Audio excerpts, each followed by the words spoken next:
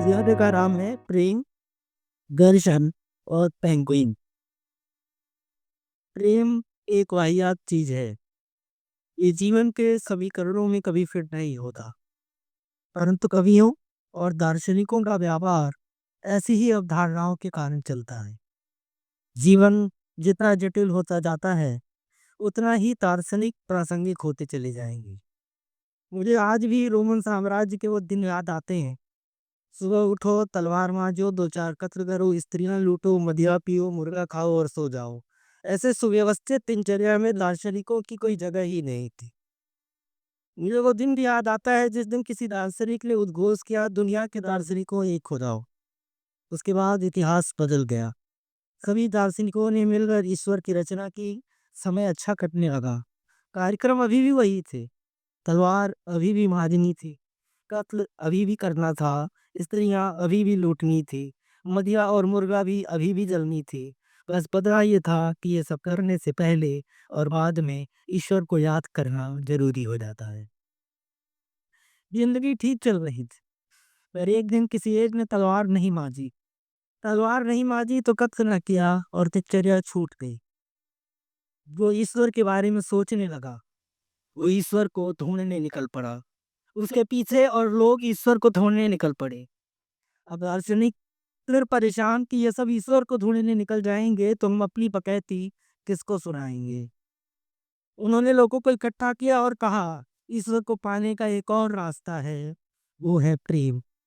उसके बाद दार्शनिकों की निकल पड़ी। दार्शनिकों के साथ मानसिक रोग विशेषज्ञों ने भी खूब माल कमाया।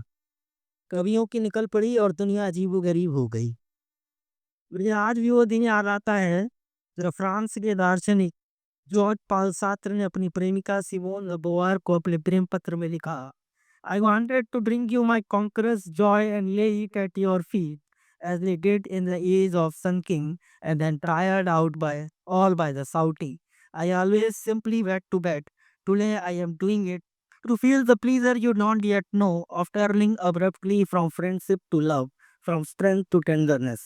खैर, लिखने को आसानी से ये लिखा जा सकता था, आज फिर तुम पर प्यार आया है, बेहद और बेशुमार आया है। मुझे वो दिन भी याद आता है जब ये खत सिमोन द बोवर को मिला और उसके बाद उन्होंने अपने दूसरे प्रेमी नेल्सन अल्ग्रेन को लिखा, I am better at dry sadness than at cold anger, for I remained dry eyed until now, as dry as smoked fish, but my heart is a kind of dirty soft custard inside. लिखने को वो ये भी लिख सकती थी, लहू बन के आंसू बरसने लगे हैं। ऐसा नहीं कि हिंदी में किसी बात को सरल और सटीक ढंग से लिखा जा रहा था। हमारे अपने निर्मल वर्मा लिखते हैं, उनके जाने के बाद मैं अकेला छूट गया था, लेकिन पहली बार मुझे लगा कि किसी का दिया हुआ अकेलापन भी कितना भरा पूरा हो सकता है। क्या वह प्रेम था या सिर्फ उसे पाने की चाहना, ये पहली बार मेरी सूखी पपड़ाई पंगु जिंदगी में हरियाली गए भ्रम देती उगाई थी।